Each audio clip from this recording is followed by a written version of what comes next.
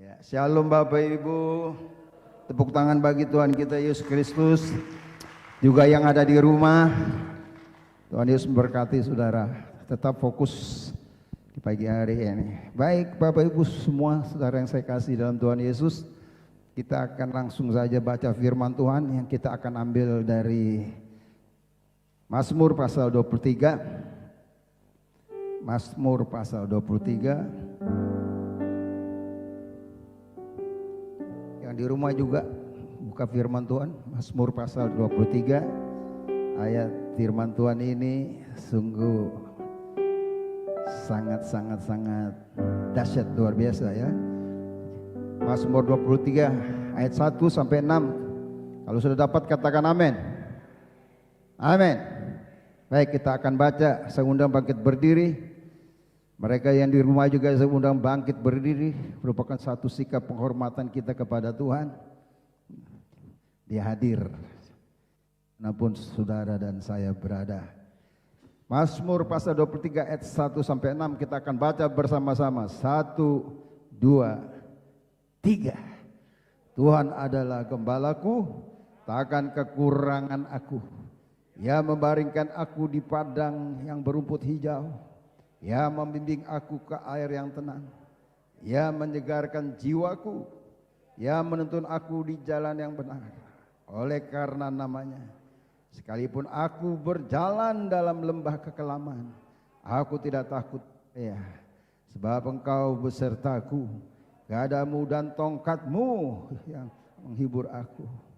Kau menyediakan hidangan di depan kepalaku dengan minyak. Pialaku penuh melimpah. Bajikan dan kemurahan belaka akan mengikuti aku seumur hidupku. Dan aku akan diam dalam rumah Tuhan sepanjang masa. Amin. Puji Tuhan, silakan duduk Bapak Ibu. Yes. Dari pembacaan firman Tuhan Mazmur pasal 23 ini diberi tema pemeliharaannya sempurna. Katakan kanan kiri, pemeliharaannya sempurna. Sekali lagi, pemeliharaannya sempurna. Ya. Itu berarti bahwa pemeliharaan Tuhan tidak hanya hal yang jasmani, hal yang rohani, tapi dia juga akan memenuhi dan akan mencukupkan segala sesuatu apa yang menjadi keperluan saudara dan saya. Katakan amin. Katakan dahsyat. Katakan luar biasa. Katakan hebat. Karena dia yang memelihara saudara dan saya sempurna. Ya. Dan kita harus tahu siapa tokoh Mazmur 23 ini. Ya. Daud. Seorang yang punya pengalaman secara pribadi dengan Tuhan. Punya pengalaman yang dahsyat, luar biasa, hebat dengan Tuhan. Dan melalui kesaksian Daud inilah kita akan renungkan siapa Daud sebenarnya. Daud ini anak bungsu. Mereka 8 bersaudara. Dia anak bungsu. Ayahnya bernama Isai. Tetapi Daud mendapat tugas untuk mengembalakan kambing domba ayahnya di padang gurun. Siogianya Bapak Ibu, yang namanya anak bungsu itu selalu berada di mana? Di rumah. Anak bungsu itu selalu berada dekat orang tua. Anak bungsu itu selalu memerlukan kasih sayang, perhatian. Tapi tidak demikian yang dialami oleh Daud, sebaliknya. Sebagai anak bungsu, anak yang paling kecil dari 8 bersaudara, tugas yang dia kerjakan adalah tugas untuk orang dewasa. Tapi Daud melakukannya. Daud mengerjakannya untuk menggalakan kambing domba ayahnya di padang gurun. Dengan taat, dengan setia, dengan tekun dia kerjakan.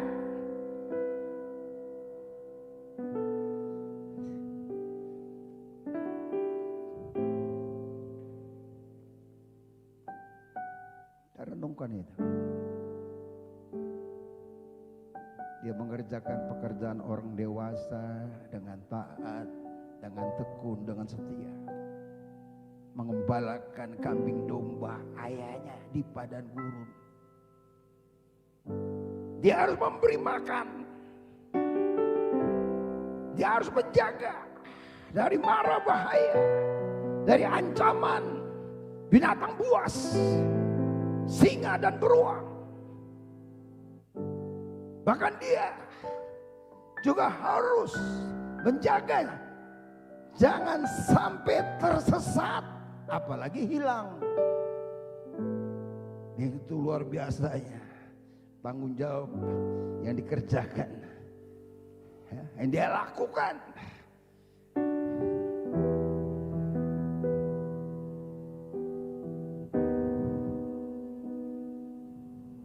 Tapi tatkala Daud berada seorang diri di padang gurun yang sepi,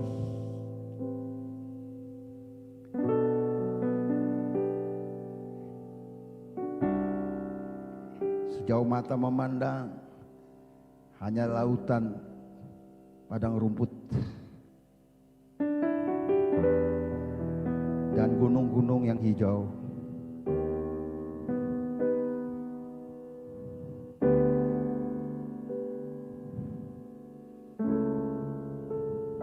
Dan dia berkata, Tuhan adalah gembalaku.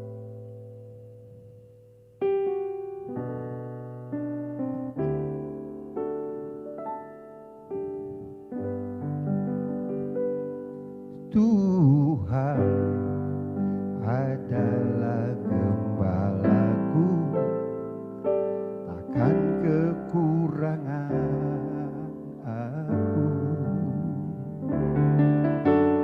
Dia membaringkan aku di padang yang berumput hijau.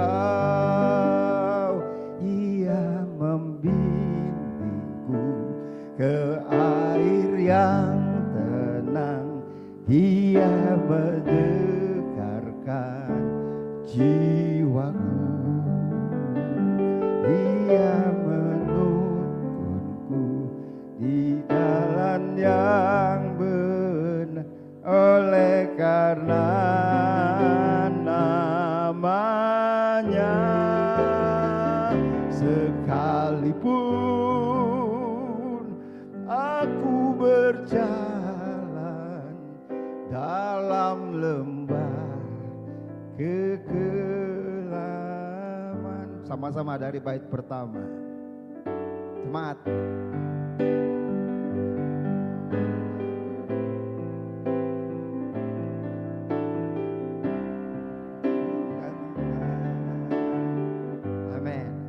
Biar kata-kata ini ungkapan kerinduan saudara. Karena dia adalah gembala yang baik, yang akan memelihara hidupmu, akan memimpin engkau.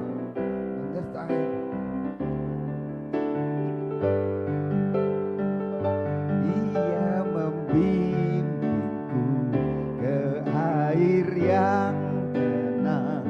Dia menyegarkan jiwaku.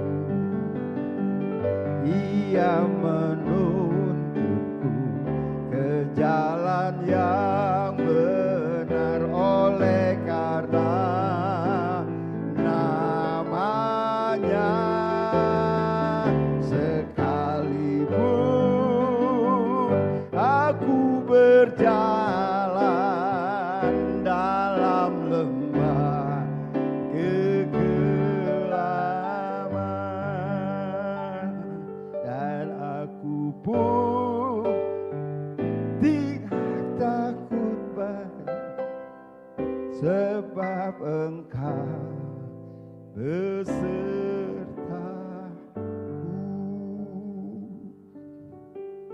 Amin.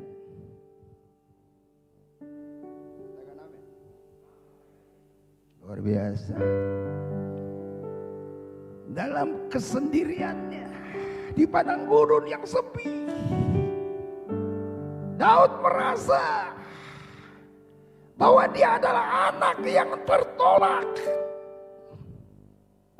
Sebabnya dalam Mazmur 27 ayat 10 katakan, sekalipun ayahku ibuku meninggalkan aku, Tuhan tetap menyambut aku. Dia anak yang tertolak. Dalam kesepiannya dia renungkan di padang gurun itu. Dia juga merasakan bahwa dia direndahkan begitu rupa oleh ayahnya dan saudara-saudaranya. Dia juga rasakan memiliki rasa rendah diri yang begitu rupa, rasa minder. Sepertinya sudah tidak ada harga diri. Dia rasakan itu. Dia juga merasakan bahwa dia tidak disukai di dalam rumah, di dalam rumah tangga, dalam keluarga dia tidak disukai. Sebab itu dia harus keluar pagi-pagi mengembalakan kambing domba ayahnya waktu pagi. Dan dia pulang menjelang senja, maghrib, tatkala hari sudah mulai malam. Tidak ada waktu untuk berkomunikasi dengan ayah dan saudara-saudara. Tidak ada waktu untuk bersenda gurau, bermain, karena hari sudah malam.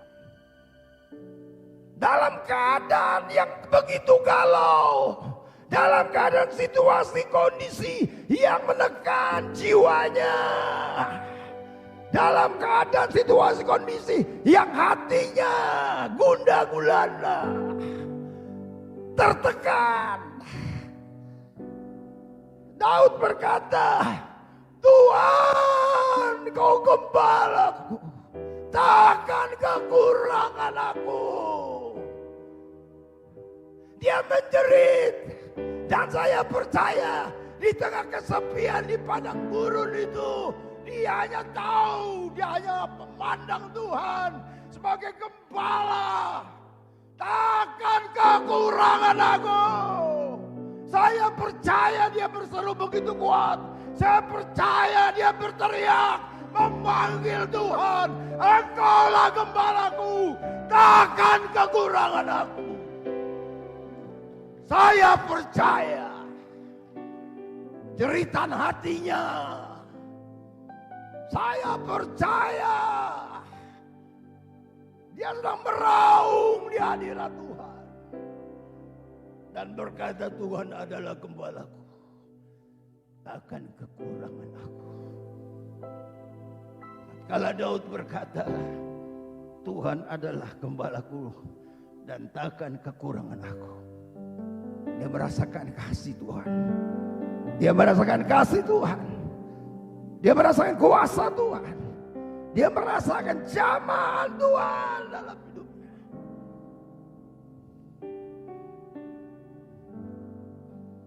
Sebabnya pengalaman Daud dengan Tuhan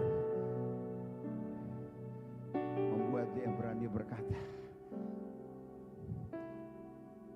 pemeliharaannya sempurna. Pemeliharaan Tuhan sempurna. Katakan kanan kiri, pemeliharaan Tuhan sempurna. Ngomong pemeliharaan Tuhan sempurna kepada saudara.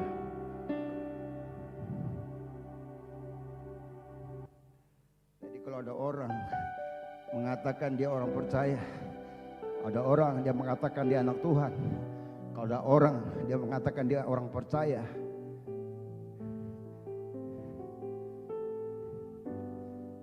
dia tidak mempercayai pemeliharaan Tuhan dalam hidupnya. Saya ingin katakan, kau harus punya pengalaman seperti apa yang dialami Daud. Kau harus mengalami yang namanya penderitaan. Kau harus mengalami yang namanya tertolak, tidak dianggap apa-apa. Kau harus mengalami kerja berat, banting tulang.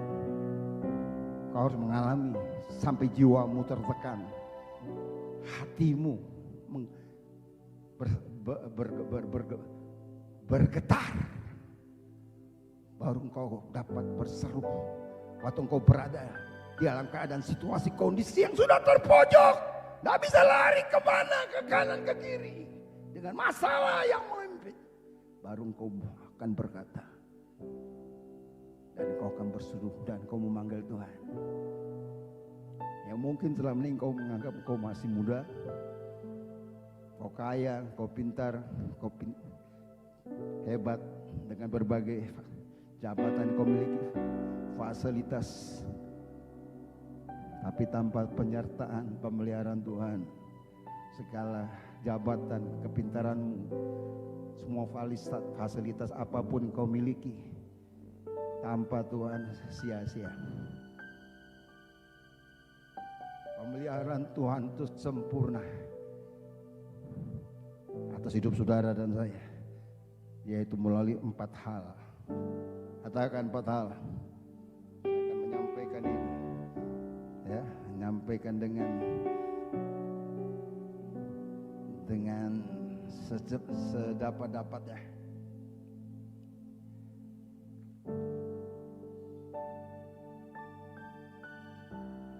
Pertama, Mazmur 23 ayat 1. Kita baca. Mazmur 23 ayat 1 dan 2 kita baca. 1, 2, 3. Tuhan adalah gembalaku, takkan kekurangan aku. Ia membaringkan aku di padang yang berumput hijau. Ia membimbing aku ke air yang tenang. Maka yang pertama, dia memberikan kecukupan. Katakan, dia memberikan kecukupan. Penyertaan pemeliharaan Tuhan melalui pertama, dia memberikan kecukupan. Ya. Dalam doa Bapa kami juga kita diajarkan.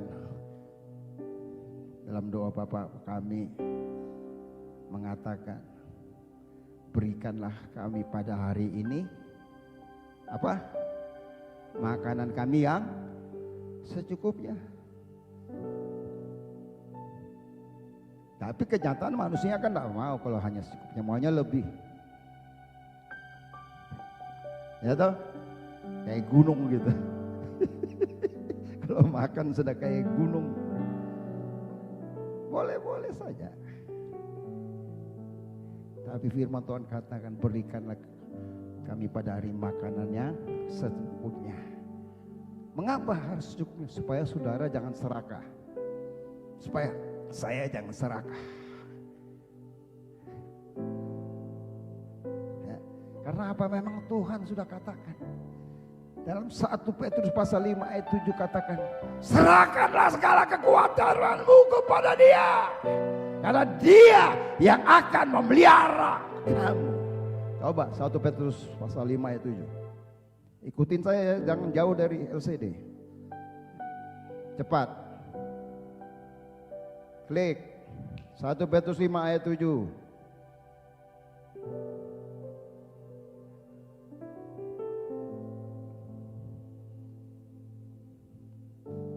Jadi saya sudah katakan.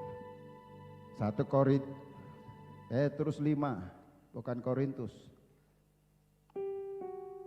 Baca 1, 2, 3.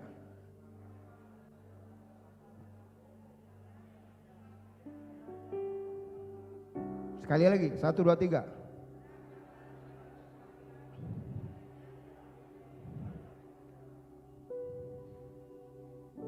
Kalau Tuhan yang memelihara hidup saudara dan saya, maka Dia akan memberkati saudara. Dia memberkati engkau pasti pas dan cukup. Amin. Amin. Tepuk tangan. Tepuk tangan untuk Tuhan. Tidak akan pernah meleset. Saya masih bisa meleset. Seorang bapak masih bisa meleset. Untuk berjanji. Memberikan. Tapi Tuhan kalau berkata dia akan memelihara dan memberkati engkau. Sudah pasti pas. Cukup.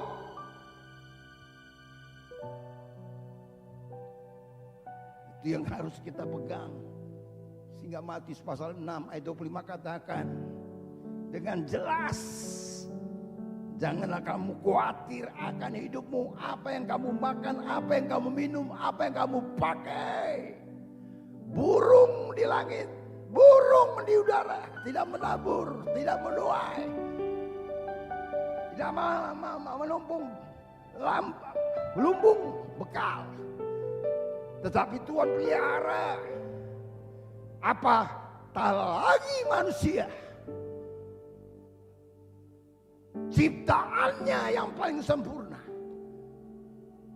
Kalau saudara baca dalam Matius pasal 6, saudara baca terus tuh. Pemeliharaan Tuhan itu sangat dahsyat. Jadi nggak perlu khawatir. Karena Tuhan memelihara engkau. Tuhan bertanggung jawab atas hidupmu. Dalam keadaan situasi kondisi apapun, Tuhan bertanggung jawab dalam kehidupan saudara dan saya. Saudara harus yakin itu. Saudara harus percaya kalau engkau orang benar. Kalau engkau anak Tuhan. Saya tadi malam melayani seorang ibu yang menelpon saya. Menangis. Bukan hanya nelpon, dia video call. Nangis. Untuk minta saya mendoakan dia. Dan saya katakan sebagai orang percaya, kamu harus berkata dengan firman Tuhan. Tuhan tetap memelihara kamu dengan kekuatan dan kesehatan. Dan dia mampu untuk menyembuhkan segala sakit penyakit. Karena apa? Dokter vonis penyakitnya leukemia.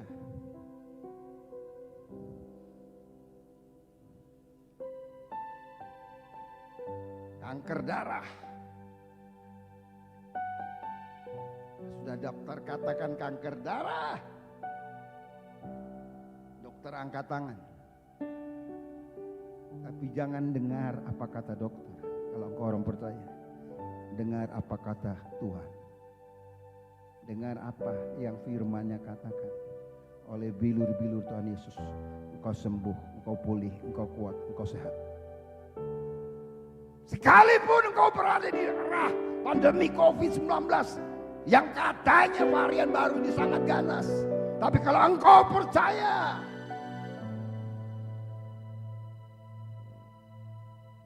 Penyertaan Tuhan, perlindungan Tuhan, pertolongan Tuhan di tengah keadaan situasi yang sulit sekalipun. Dia bertanggung jawab atas hidup. Setiap kali orang sudah mengalami masalah baru cari Tuhan. Tapi waktu diberkati, lupa Tuhan. Saya juga kaget. Karena cukup lama bertahun-tahun. Saya jarang di video call. Nangis, jerit. Mau lari kemana? Dokter sudah vonis, mau lari ke pendeta. Pendetanya bawa, Tuhan, nih anakmu Tuhan. Menderita penyakit ini, itu dan lain sebagainya. Harus bersandar sama dia. Pendetamu tidak mampu. Dia yang mampu. Sebabnya hidup ini adalah kesempatan. Ya.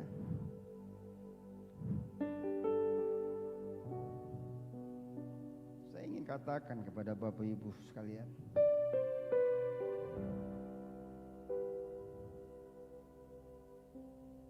kita tidak akan kekurangan apapun ketika kita mau melaksanakan kehendak Allah dan rencana Allah di dalam hidup kita. Sekali lagi saya ingin katakan, saudara tidak akan mengalami kekurangan apapun jika engkau melaksanakan rencana Allah, kehendak Allah di dalam hidupmu. Yang kedua, supaya Anda bingung. Pemeliharaan sempurna tidak apa? Dia memberikan apa? Kecukupan. Yang kedua, dia memberikan kesegaran. Baca ayatnya. Ia menyegarkan jiwaku, ia menuntun aku di jalan yang benar oleh karena namanya. Oh dahsyat. Kesegaran.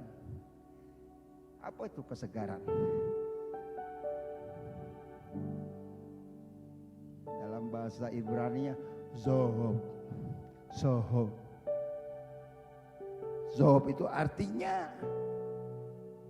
berbalik kepada Tuhan.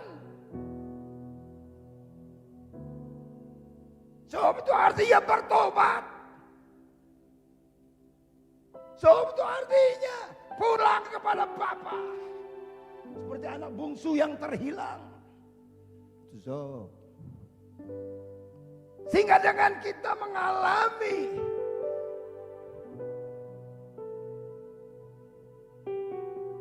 kesegaran karena kita kembali bertobat, kita mengalami pemulihan, kita mengalami kemenangan dalam hidup kita. Sebabnya sampai Daud mengalami itu karena domba yang baik Allah itu memberikan kesegaran bagi dia. Dan Daud pada akhirnya memiliki semangat yang luar biasa. Daud pada akhirnya memiliki kekuatan untuk semua masalah dan persoalan yang sesulit apapun. Dia mampu menghadapinya. Dia mampu menjalani dan melewati semuanya itu.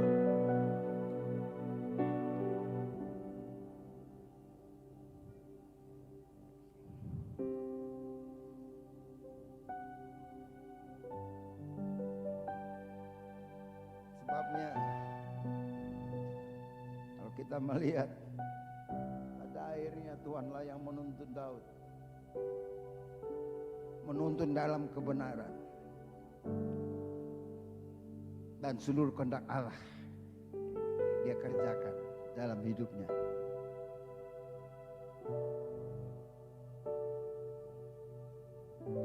Allah membawa engkau, dia memberi kesegaran seperti rusa merindukan air. Disegarkannya jiwa. Dia baringkan di rumput yang hijau. Dan dia memberi ketenangan. Sehingga memperoleh kekuatan lagi. Memperoleh semangat lagi. Refresh lagi. Berapi-api lagi. Karena pengenalan akan Tuhan. Tuhan memberi dia kesegaran. Di dalam keterpurukannya, di dalam kelemahan kekurangannya, Tuhan angkat dia, Tuhan pulihkan dia. Adakah masalah yang terlalu sulit bagi Tuhan untuk memulihkan engkau, memberikan kesegaran? Adakah masalah yang terlalu berat bagi Tuhan untuk persoalan yang kau hadapi dalam hidup ini? Adakah sesuatu yang bagimu rasanya mustahil? Bagi manusia mustahil. Tapi bagi Tuhan tidak ada yang mustahil. Waktu engkau mengalami bagaimana gembala memberikan kesegaran bagi domba-dombanya, maka engkau juga akan mengalami kesegaran oleh karena kasihnya, oleh karena kuasanya, oleh karena zamannya yang membawa engkau melihat betapa Tuhan itu sangat luar biasa dalam hidup.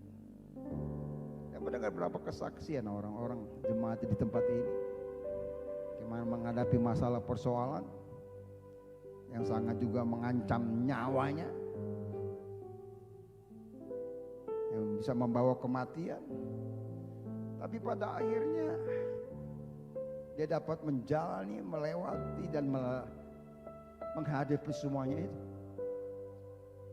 Sehingga dengan semua peristiwa yang dia jalani, dia hadapi dan dia lewati, dia berani bersaksi kan pertolongan Tuhan yang telah memberi dia semangat, yang telah memberi dia kekuatan.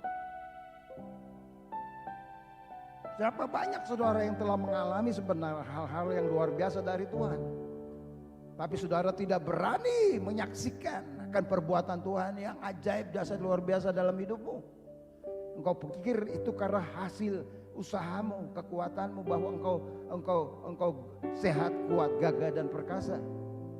Engkau pikir karena engkau orang yang masih muda, engkau pikir karena engkau tidak kekurangan satu apapun.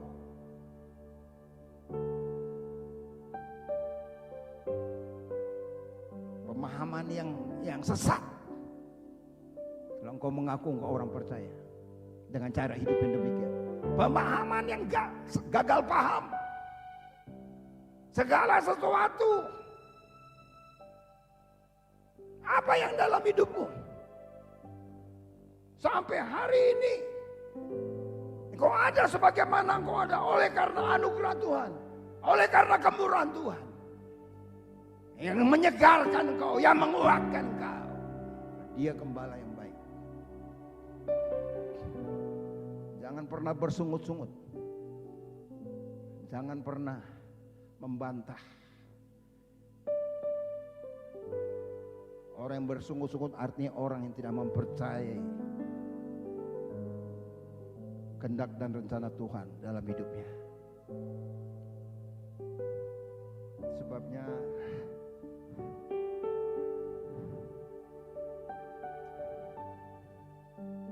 Daud menikmati yang membawa dia dalam kebenaran, untuk dia dapat melakukan seluruh kehendak Tuhan, rencana Tuhan dalam hidup. Biarlah kehendak dan rencana Tuhan itu juga digenapi dalam hidupmu. Katakan amin. Katakan amin. Yang ketiga, ayat 4 dari Mazmur 23 ayat 4. Baca 1, 2, 3.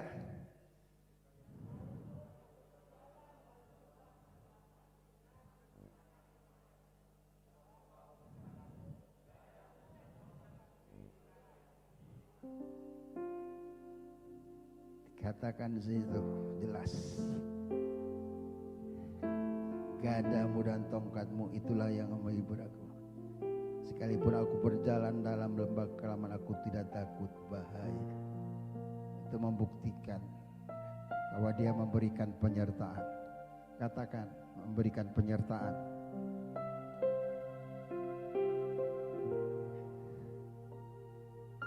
Kehidupan kita ini selalu diwarnai dengan berbagai macam masalah. Selalu, dan masalah tidak akan pernah pergi. Masalah tidak akan pernah hilang, selalu tetap ada. Tapi tinggal bagaimana kita meresponi masalah sesuai dengan kadar iman kita. Kita berani menghadapi masalah, atau kita berjalan, kita tahu kita melangkah dengan iman karena Tuhan menyertaiku. Kalau bilang saya mau dibunuh, saya mau diracuni, saya diancam, itu sudah pernah saya jalani, pernah saya alami. Saya alami, tapi saya melihat penyertaan Tuhan, saya melihat kuasa Tuhan, saya melihat perlindungan Tuhan. Orang yang mau meracuni saya pun minta ampun, Orang yang membunuh saya pun juga akhirnya minta ampun. Mereka sendiri yang ngomong mau racuni saya. Mereka sendiri yang ngomong mau bunuh saya. Dukun-dukun itu yang ngomong. Dari mana saya tahu? Waktu mereka bersaksi. Bagi saya ini pengalaman yang luar biasa. Ya. Kita selalu diperhadapkan dalam situasi, keadaan dan kondisi dimanapun kau berada. Tetap masalah persoalan akan selalu mengancam kehidupan saudara dan saya. Tetapi di sini kita patut bersyukur, dikatakan gadamu, tongkatmu menghibur aku. Gada adalah senjata untuk dapat bertahan. Ya. Dan gada ini melambangkan apa? Gada ini melambangkan kekuatan. Gada ini melambangkan kuasa. Gada ini melambangkan wibawa Allah. Karena Dia menyertaimu, maka Dia memampukan engkau memiliki otoritas, menggunakan semua kuasa, semua otoritas, wibawa Allah ada dalam hidupmu. Ada kekuatan waktu engkau menghadapi segala ancaman, mara bahaya, maut dan kecelakaan. Bahkan apapun yang mau menghimpit hidupmu, engkau harus gunakan otoritas sebagai orang percaya. Masa engkau orang percaya kok jadi bulan-bulanan ditipu oleh iblis? Setiap kali sering ketemukan orang Kristen menghadapi masalah mesti panggil pendeta. Padahal masalah dia mampu. Dia punya firman. Dia tahu firman, dia harus gunakan firman. Dengan kuasa firman Allah dalam nama Yesus. Segala tipu daya iblis yang ingin melemahkan, yang ingin menggagalkan, yang ingin menghancurkan, aku patahkan dalam nama Tuhan Yesus Kristus. Aku bangkit, aku kuat, aku semangat. Kau harus berani berkata demikian karena ada otoritas, ada kuasa, ada wibawa Allah bagi orang percaya. Tapi semua ini tergantung keintiman hidupmu bergaul dengan Tuhan. Sehingga kuasa ini bekerja. Tapi kalau engkau tidak pernah intim dengan Tuhan, tidak bergaul karib dalam doa, pujian, penyembahan. Kalau engkau tidak pernah rajin pun beribadah, engkau menganggap segala sesuatu hanya merupakan apa? Rutinitas, itu biasa aja, zombie itu biasa aja, oh doa pagi itu biasa aja, doa malam itu biasa aja, hari Minggu aja, seminggu sekali.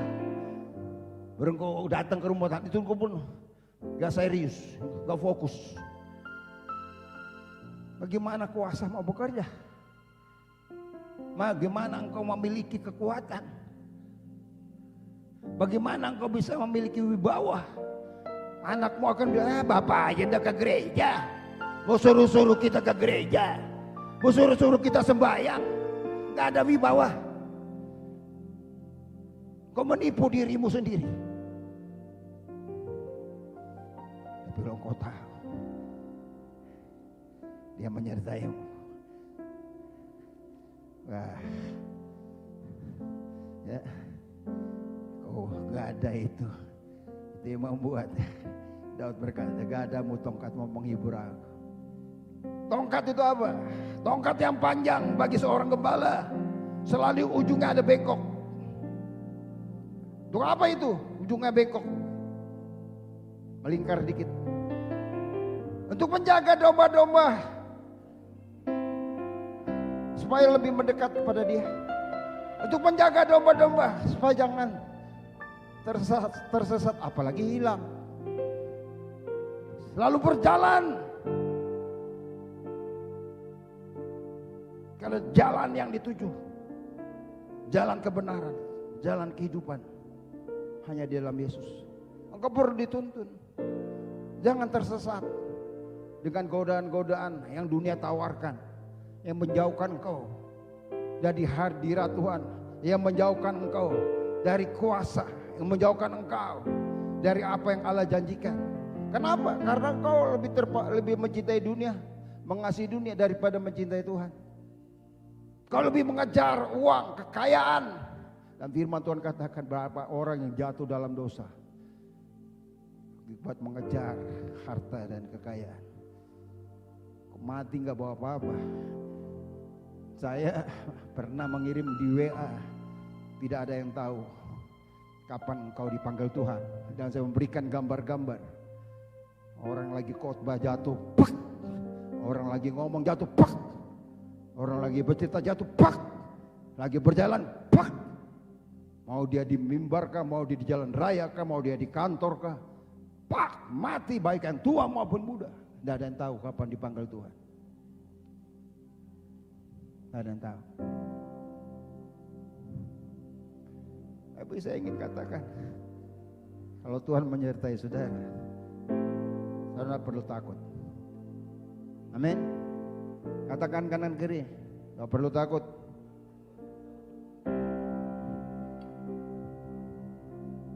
Karena gada dan tongkatnya yang menghibur engkau.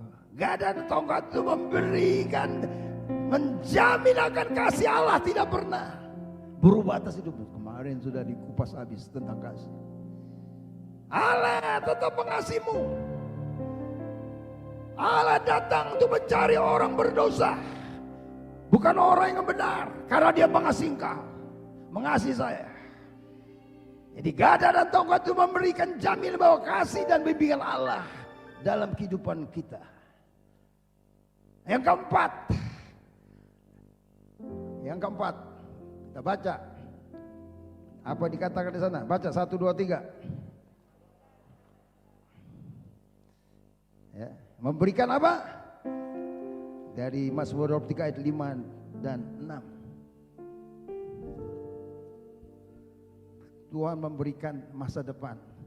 Setiap kali saya sering dengar ada orang Jawa yang berkata, masa depan saya, hari tua saya nanti pulang.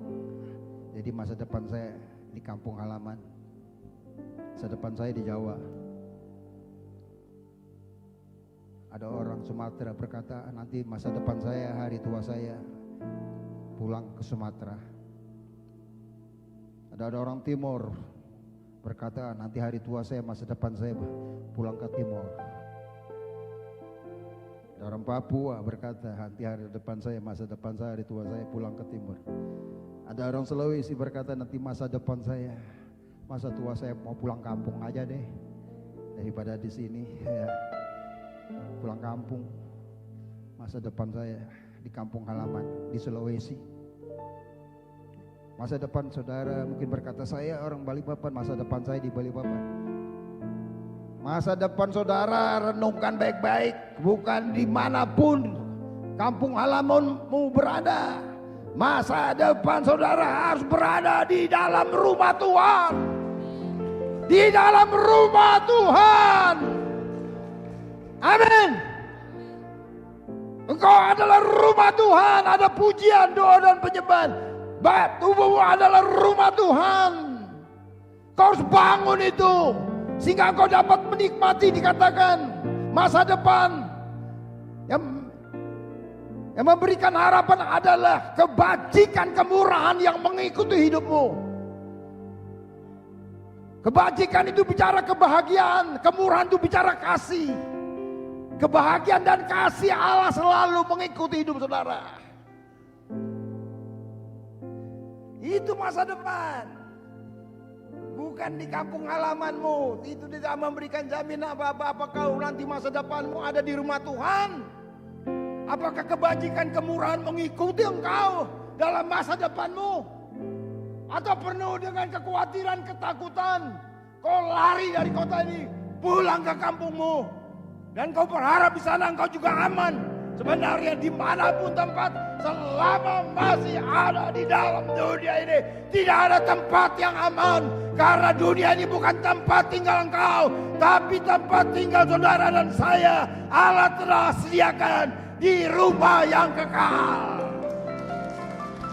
Engkau yakin dan percaya Kau punya rumah di sana. Katakan kanan kiri, kau punya rumah.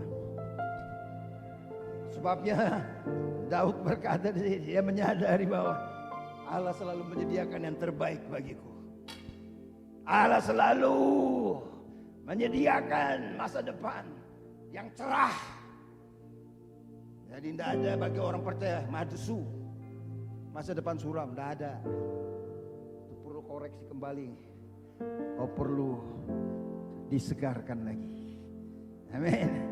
Maka dikatakan Daud itu berkata, kebajikan kemurahan selalu mengikutiku, baik dalam keadaan situasi buruk sekalipun. Tuhan selalu mendatangkan kebaikan bagi orang percaya. Tuhan tetap selalu menuntun engkau dan menyediakan segala apa yang menjadi kebutuhanmu. Amin.